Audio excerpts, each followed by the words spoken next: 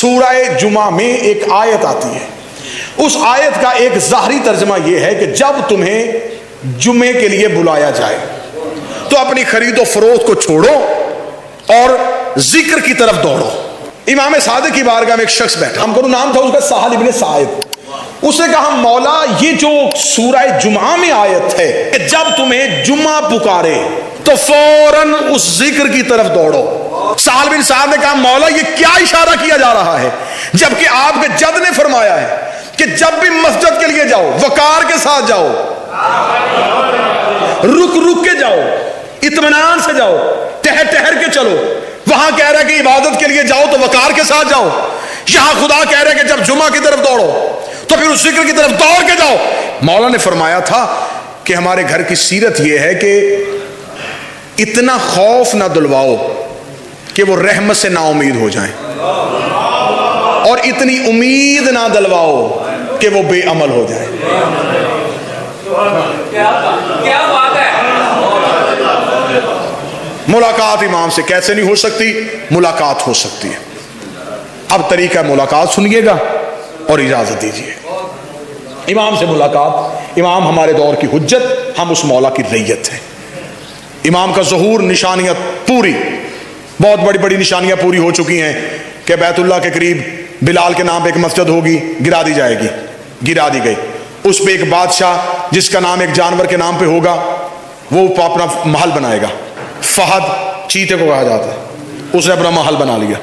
एक नफ्स ज़किया का कत्ल होगा, यमन से यमानी खरूज करेंगे, सुफियानी लश्कर खरूज होगा, बड़े बड़े बाल लंबी लंबी दाढ़ियों वाले लोग गर्दने काटेंगे अल्लाह के नाम पे। आप पढ़ें तो सही अलामात ज़हूर इमाम, आप अलामात ज़हूर इमाम पढ़ें, आपको ऐसे लगेगा जैसे आज के दौर की बात हो रही है। फरमाया ये सारी मुकम्मल निशानियां हैं इमाम के ज़हूर। मौला उस दौर में आपके शियों को क्या करना चाहिए?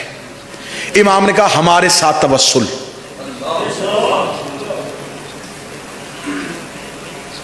इमाम से मुलाकात की ख्वाहिश। मौला आपके नासर होने के लिए, आपका सिपाही बनने के लिए सबसे ज्यादा जरूरी क्या है?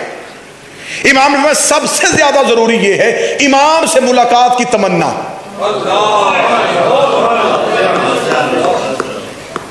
मुलाकात की तमन्ना दिल में हो, काश मैं मौला से मिल लूं, काश मैं मौला से मिल लूं। फरमाया बस वो काश ज़हन में लेके आए, हम मिल लेंगे। लेकिन वो काश लेके आए, काश है हसरत का नाम। हसरत उम्मीद को पूरा कर देती। इमाम ने फरमाया हसरत हो और फिर यकीन हो कि मेरा मौला मुझसे मिलेगा। जैसा कि एक शख्स ने किताबों में सारी निशानियां पढ़ी कि इमाम कहां पे होते हैं, चला गया जगह जगह जहां जहां निशानियां थी वहां वहां पे चंद दिन गुजारता गुजारता गुजारता 6 माह हो गए। 6 माह हो गए, इमाम से मुलाकात नहीं हुई। कभी करबला में, कभी बकिया जाए, कभी मस्जिद कूफा में बैठे, जगह जगह होने के बाद जब इमाम से मुलाकात नहीं हुई तो आखिर तंग आके ये सोच के घर की जानब चला, कब तो बच्चे भी मकरूज हो गए होंगे, अब तो घर का चूल्हा भी बंद हो गया होगा, पीछे बच्चे भूख से मर रहे होंगे। ये सोचता हुआ करबला से निकल रहा था। यह एक शख्स इसके साथ निकला, ज़ियारत इमाम को आए थे, वापस जा रहे हो? वापस जा रहा हूं। कहां से जाओगे? खुशकी के रास्ते या फराद के रास्ते? कहने लगा मैं बसरा का रहने वाला हूं, मैं खुशकी के रास्ते जाऊंगा। आप कहां से जाएंगे? उस शख्सियत ने कहा मैं जाऊंगा फुरात के रास्ते से। अच्छा तू बसरा जा रहा है तो वहां पे जाना, वहां पे एक ओजान नामी शख्स है, उसको मेरा एक पैगाम और एक मेरी अमानत दे देगा। उसने कहा जा तो उसी शहर में रहा हूं, अमानत जो है वो दे। उन्होंने 400 दिनार हाथ में रखे, फरमाया उसके घर जाना, उसके दरवाजे पे दस्तक देना, वो अंदर से निकलेगा, उसके हाथ खून से भरे हुए होंगे, परेशान ना होना, वो अंदर जानवर ज़िबा कर रहा होगा। अब देखिए मार्फत होती है, वो जानवर ज़िबा कर रहा होगा, उसे सलाम कहना, सलाम कह के ये 400 दिनार उसे देना। 400 दिनार पकड़ के अगर वो पूछे कि तुझे किसने दिए तो क्या कहूं? कहना कि हकदार ने तेरा हक अपने जरिए से तुझ तक पहुंचाया। कह के वो घोड़े पे सवार होकर जाने लगे। उसने पीछे से वादे कहा, अगर वो पूछे कि नाम क्या है, इमाम ने घोड़े से रुके अनवर को पीछे, कह देना कि नाहिया मुकद्दस।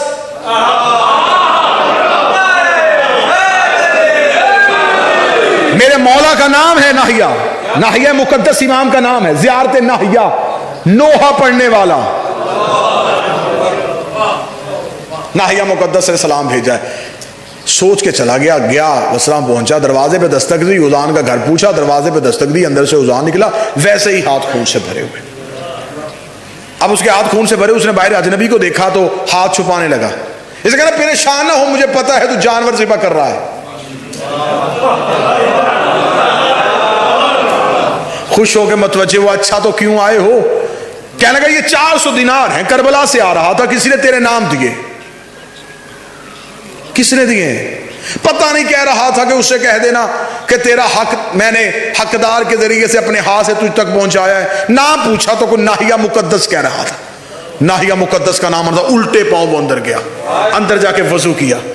वजू का के दरवाजे पे आके हाथ जोड़े, हाथ जोड़े, मुझे वो आंखें चूमने दे जिससे तूने मौला को देखा है, मुझे वो हाथ चूमने दे। इसने कहा, किस मौला को देखा है? इसने कहा, इज्जत इमाम की कसम है, अभी इसी रात तो मैंने मौला से कहा था कि मौला मुझे 400 दिनार चाहिए। एक ही रात में दुआएं सुन ली बतूल के बेटे।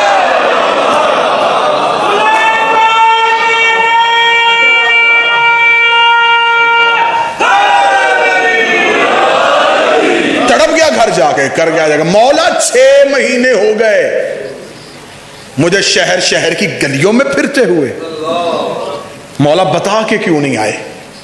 रोता हुआ बिस्तर पे सो गया। या नाहिया मुकद्दस का हाथ इसके सर पे आया। इमाम ने बेदार किया, लब्बैक या हुज्जत कह के उठा। इमाम ने फरमाया, उसे घर बैठे को इतना यकीन था कि मैं भेजूंगा। उसने दूसरी आस नहीं रखी, उसने मेरे अलावा किसी से मांगा भी नहीं, किसी और के दरवाजे पे नहीं गया कि अगर मौला ना भेजे तो तू दे देना। उसे पता था कि मैं भेजूंगा।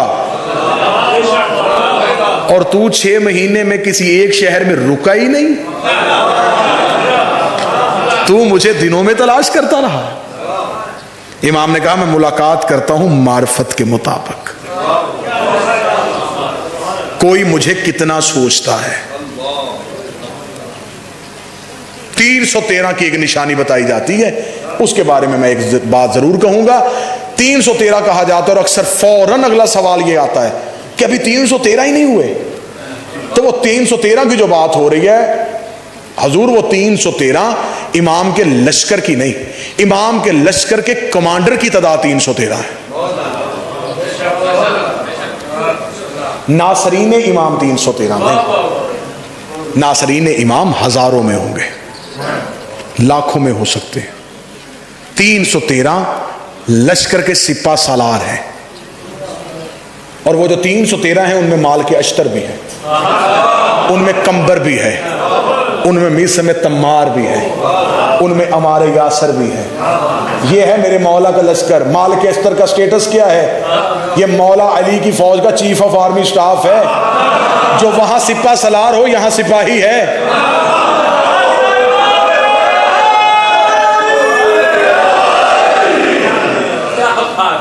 313 इमाम के कमांडर होंगे। उन 313 जो इमाम के सिपा सलार हैं उनमें 50 तादाद है खवातीन की। उनकी निशानी किताबों में ये लिखी है कि वो औरतें, उनके हौसले पहाड़ से ज्यादा सख्त होंगे, वो इमाम के लश्कर में शामिल होंगी। अब पूरी मिंबर की जिम्मेदारी के साथ जितना मैंने अपनी मार्फत के मुताबिक इस मौला की मार्फत के लिए जितने भी ज़खायर हासिल करने की कोशिश की है, उनमें एक रवायत तवातर के साथ नकल हुई है। इमाम ने फरमाया, क्योंकि मैं इस टाइम सरजमीन बरतानिया में आपसे मुखातिब हूं, तो ये जुमला मैं कहना जरूर चाहूंगा कि मैंने खुद अपनी आंखों से रवायत को पढ़ा कि इमाम ने फरमाया कि एक जमात मेरी नुसरत के लिए वहां से आएगी जो मगरब की तहजीब में पले हुए होंगे। और आरफीन ने उसकी निशानी बयान की है कि ये यूरोप में मुकीम इमाम हुसैन के अज़ादार और मुहिब्बीन हैं जिनकी तरफ इमाम ने इशारा किया है, ताकि वो एक लम्हे के लिए भी ये ना सोचे कि अगर हम इस्लामी मुल्क में नहीं तो शायद हम मौला की लश्कर में शामिल नहीं हैं। इमाम ने अपनी निशानियों में से एक निशानी को यहां बयान कर दिया। अब इमाम की तरफ बुलाया जाएगा, अब हमने इमाम की तरफ जाना कैसे है। वक्त बहुत ज्यादा हो गया, लेकिन मुझे 5 या 7 मिनट की और मोहलत दीजिए ताकि मैं अपने बात से कहूं। जमाने में जाहिर होंगे निशानियां, तफसीलात का वक्त नहीं, कौन कौन सी निशानी जो पूरी हो चुकी। इमाम आएंगे, अजान होगी, इमाम के आते ही साइंस का पहिया रुक जाएगा। ये साइंस की सारी तरक्कियां दम तोड़ देंगी। पीछे से ज्यादा वोल्टेज आ जाए तो आगे लाइट जल जाती है।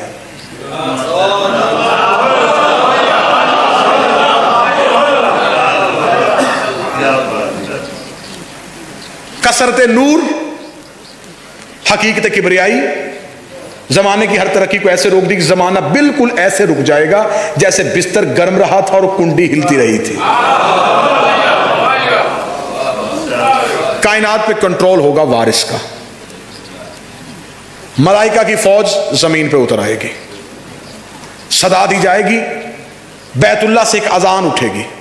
इमाम हवा को हुक्म देंगे कि जो जो जो जो जुबान समझता है उसे उसकी जुबान में जाके बता के इमाम आ गए हैं। हवा ट्रांसलेटर का किरदार अदा करेगी। जो जुबान समझता है, फारसी वाले को, अरबी वाले को, उर्दू वाले को, इंग्लिश वाले को, उस आवाज में मौला की सदा को पहुंचाया जाएगा। इमाम ने फरमाया कि उस वक्त सबसे पहला इम्तिहान होगा शीयत का। अब ये देखिए, कोई भी वक्त इमाम की सदा आ सकती है।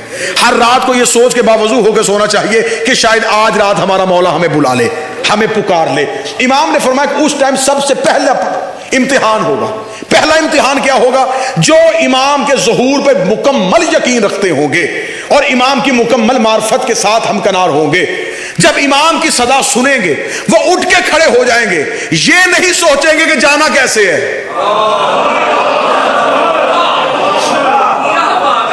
सरकार जब खुतबा दिया जाता है तो खुतबे में जब इमाम का नाम आता है, तमाम मासूमीन के नाम पे आप बैठे रहते हैं। जब इमाम का नाम आता है तो खड़े हो जाते हैं। ये खड़ा होना इज्जत की वजह से नहीं। अगर इज्जत की वजह से खड़ा होना होता तो उसके नाम पे क्यों नहीं खड़े हुए जिसके नाम पे नबी भी खड़ा हो जाता था। फिर हर नाम पे खड़ा होना चाहिए था ना। इमाम के नाम पे फौरन खड़े होने का हुक्म इसलिए है कि ये नाम इतना तुम्हें मार्फत पे बुलंद ले जाए कि जब भी ये नाम पुकारा जाए तुम नुसरत के लिए खड़े हो जाओ।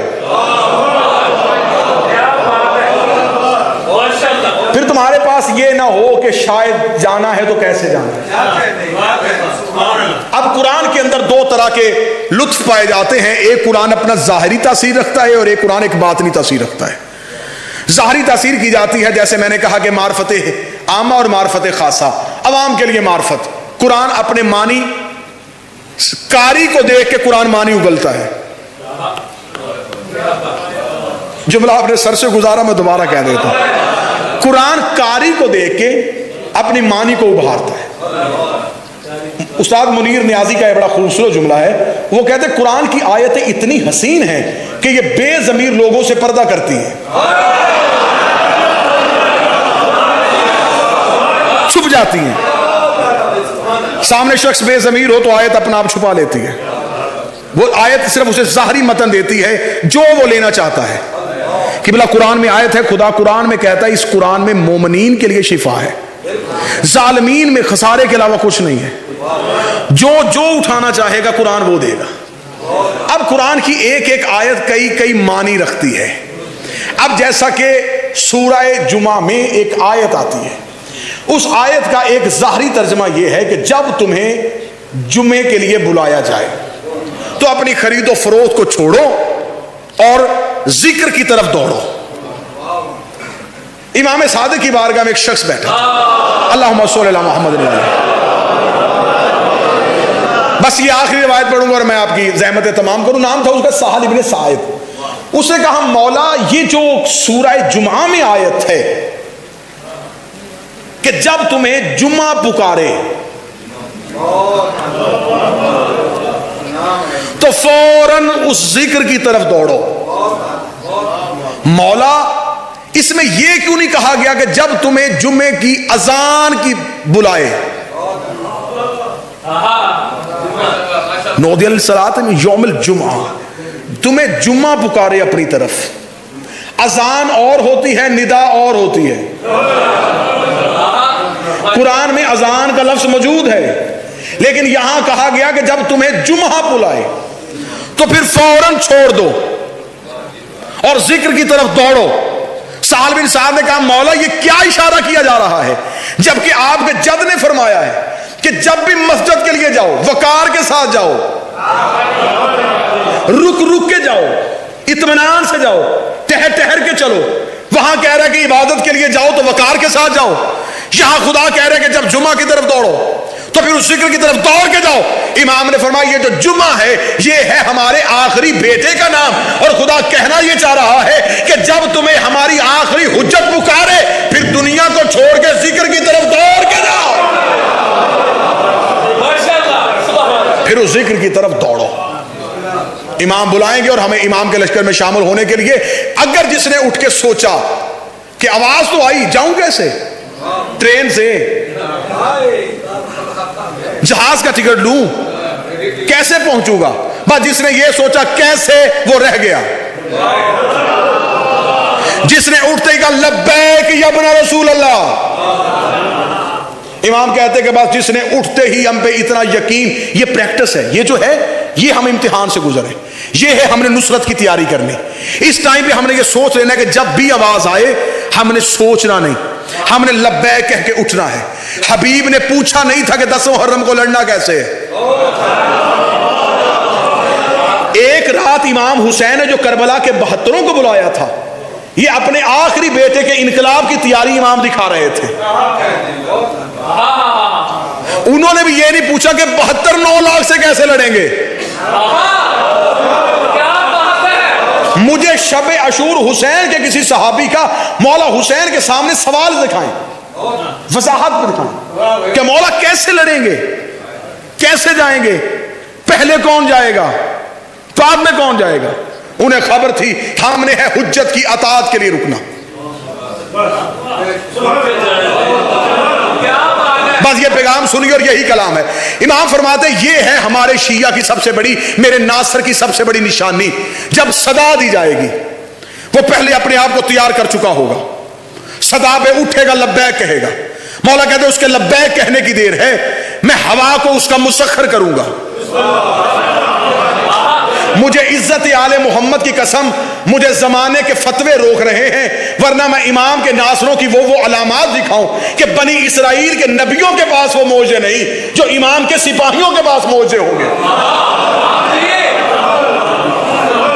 कि वो किस किस चीज पे कुदरत रखेंगे, कितने कादर हो जाएंगे। इमाम फरमाते सिर्फ वो लब्बैक कह के उठेगा, लब्बैक कह के उठना होगा।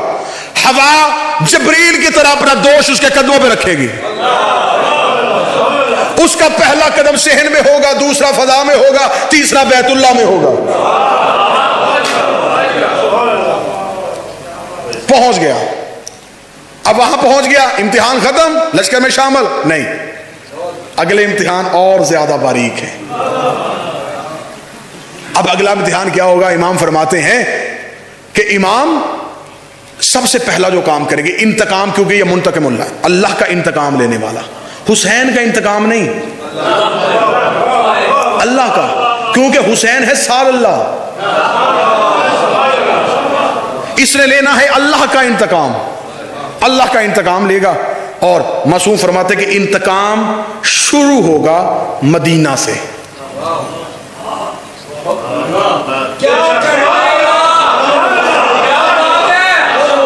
काट दिया जाऊं, मार दिया जाऊं, मिंबर पे आले मोहम्मद का हक बयान करने लगा हूं। इमाम फरमाते जुल्म भी मदीने से शुरू हुआ था, इंतकाम भी मदीने से शुरू होगा। आएगा कब्र रसूल पे हुज्जत, सलाम करेगी अपने जज को, जज को सलाम करने के बाद दाएं बाएं की कब्रों से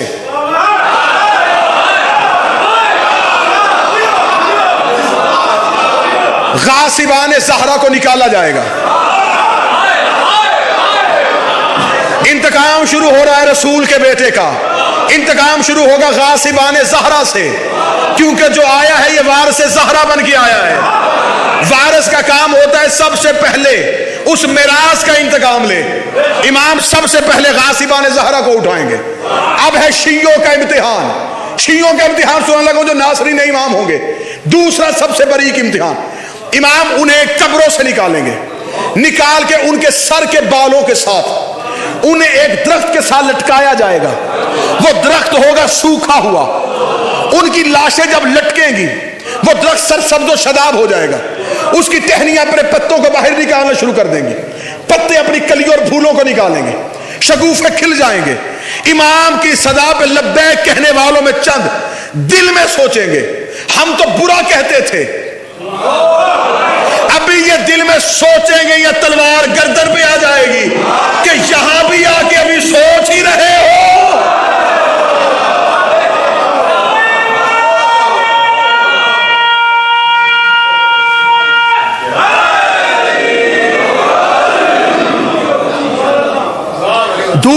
दूसरी नुसरत की तैयारियों में से क्या, आले मोहम्मद के दुश्मनों पे सोचना नहीं, इनमें नहीं सोचना। लानत करते हुए ये नहीं कहना साहिब हमारे लानत करने से क्या होता है, हो सकता है।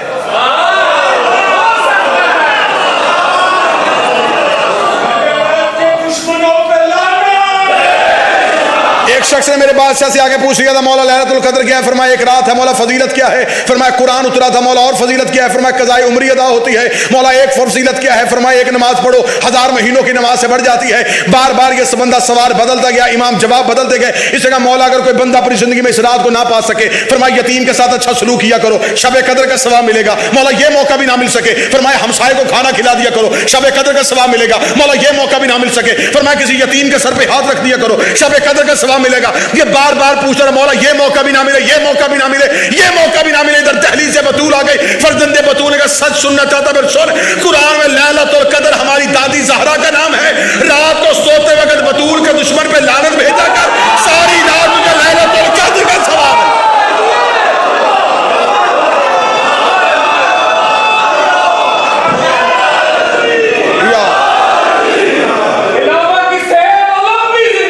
आप जी अल्लाहुम्मा सल्ली अला मुहम्मद।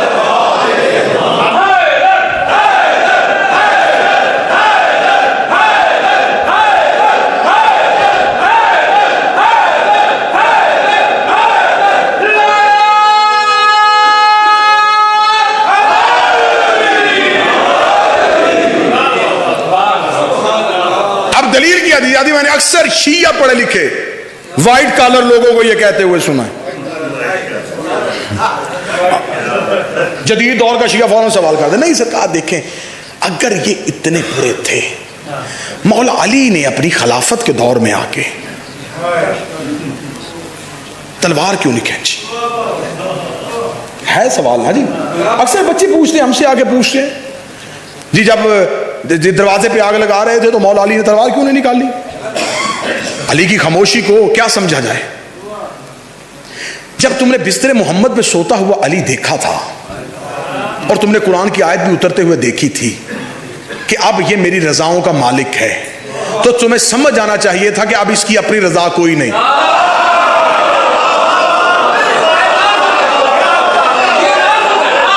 अब इसकी अपनी रजा कोई, अब ये इसके अंदर अपनी कोई मर्जी शामिल नहीं, अब इसके अंदर है मर्जी तौहीद शामिल, क्योंकि सौदा हो गया है। ये कुछ बेच चुका है, कुछ ले चुका है। अब रजाए तौहीद है इसके अंदर। अब जब तुमने रजाए तौहीद का मालिक मान लिया, अब सर पे कुरान रख के बताओ फिरौन को रिस्क कौन देता था? नमरूद को जिंदगी किसने दी थी? शद्दाद को बादशाह किसने बनाया था? अगर ताकत के होते हुए फिरौन, नमरूद, शद्दाद, हमान, करून को खुदा छोड़ दे, उसकी रबूबियत में कोई फर्क नहीं आता। अगर 2-3 मुनकरों को अली छोड़ दे तो अली की इमामत में भी कोई फर्क नहीं आता।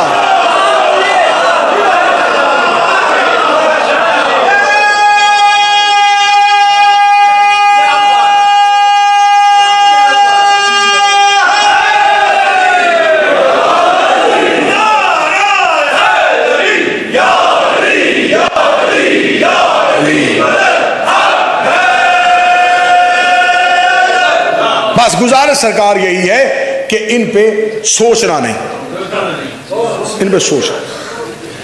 वल्लाबा हुसैन ये हमारी जहनी सोच ही नहीं कि हम इन्हें सोच सके। ये जो नाम दिए हैं ये भी हमारे तस्कीन कल्ब के लिए इन्होंने दे दिए हैं कि मतलब मैं सही कह रहा हूं सर, ये हमारे दिल के सुकून के लिए हमें दे दिए हैं कि ये नाम ये है, ये है, ये है। वरना मैं हर मजलिस में हर प्रोग्राम में कहता हूं मीम ना थी तो ये मोहम्मद थे, ऐन ना थी तो ये अली थे। ये सब ऐसे ये कह देना। मैं तो इससे भी आगे की किसी मंजिल पे जाके सोच रहा हूं और अपने मार्फत के परिंदे को देख रहा हूं, नूर से भी आगे है। मैं दलील दे देता हूं, मेरे पास मैं दलील मिंबर में बगैर दलील के गुफ्तगू को मैं आती नहीं। सरकार नूर से आगे है। अगर नूर ही इन्हें समझा जाएगा, फिर जबरील भी नूर है, ये रुक गया था।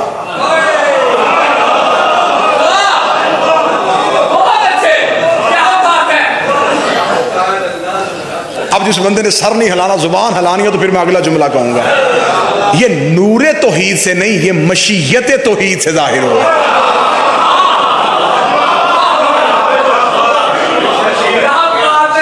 ये है अल्लाह का इरादा। इनको सोचना नहीं क्या था, क्यों थे, कैसे थे, कहां तक मानना है, क्या करना, ये नहीं। ना इनके दुश्मनों पे समझौता करना है।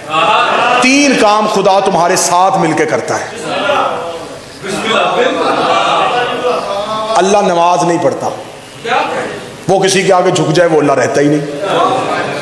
वो रोजा नहीं रखता, रोजा वो रखता है जिसे भूख लगती हो छोड़ दे, उसे तो लगती नहीं।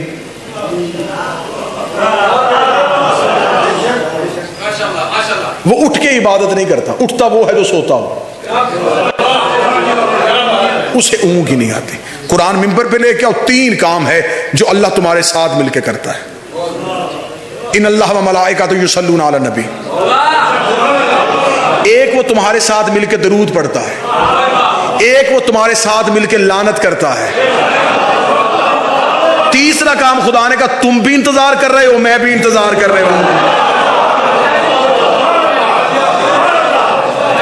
बस ये 3 काम तौहीद हमसे लेना चाह रही है और 3 कामों में तौहीद हमारे साथ है। खुदा ने कहा तुम इनसे मोहब्बत करो, मैं तुम्हारे साथ हूं। इनकी दोस्ती का मेयार यह है कि इनका दोस्त इनका नहीं होता, मेरा होता है। इनका दुश्मन इनका नहीं होता, मेरा होता है। हम किसी को बतूल का दुश्मन समझ के बुरा नहीं कहते, वो तौहीद का दुश्मन।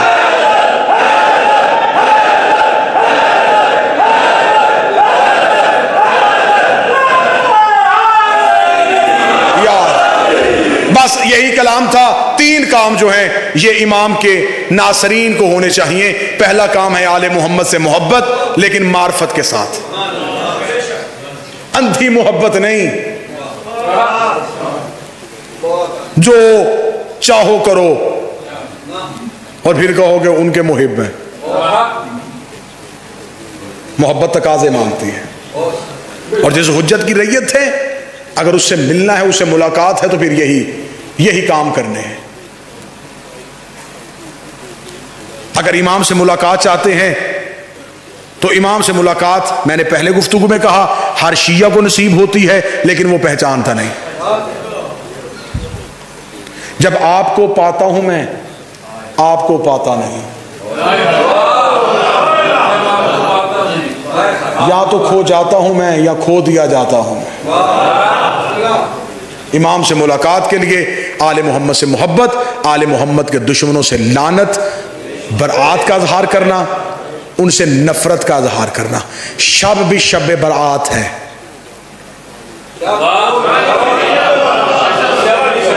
ठीक है। तीसरा काम करना है इमाम का इंतजार करना, और जब मेरे मौला आ जाएंगे अजान हो जाएगी, इंतकाम शुरू हो जाएगा, वक्त नमाज आएगा। कमालुद्दीन व तमाम नेमा शेख सदूक बिहार अलामा मजलसी की जितनी किताबें चाहो शिया मोतबर किताबें मिंबर पे ला के दिखाने के लिए तैयार हूँ। इमाम नमाज पढ़ाएंगे, ईसा जैसा नबी पीछे खड़ा होगा, माल के अस्तर पीछे खड़े होंगे, कंबर पीछे खड़े होंगे, मिल्सम पीछे खड़े होंगे, अम्मार पीछे खड़े होंगे, हुसैन के अज़ादार नौकर पीछे खड़े होंगे, आले मोहम्मद के मोहिब पीछे खड़े होंगे, नाम नेहाज शिया भी आ जाएंगे, लब्बैक की सदा भी सुन ली, मार्फत वाले दर्जे पे भी चले गए। सब कुछ होने के बाद जब आखिरी इम्तिहान होगा, इमाम पीछे खड़े करके नमाज पढ़ाएंगे। नमाज पढ़ने के बाद इमाम अपने नौकर याहिया से कहेंगे, याहिया तलवार ले, तीसरी सब में फला बंदा खड़ा, इसकी गर्दन मार किया, छठी सब में फला बंदा खड़ा, इसकी गर्दन काट किया, 13वीं सब में वो बंदा खड़ा, इसकी गर्दन काट किया। याहिया हाथ जोड़ के कहेगा, मौला सदा तेरी पे आए, लब्बैक तेरे कहने पे किया, अकामत तेरे पीछे पढ़ी, इन्होंने नमाज तेरे पीछे पढ़ी, गर्दनें क्यों कटवा रहा है? इमाम ने कहा, इंतकाम भी अल्लाह के घर से शुरू कर रहा हूं, मानते भी हमें थे, शक भी हम पे करते थे। सारे बोलो भी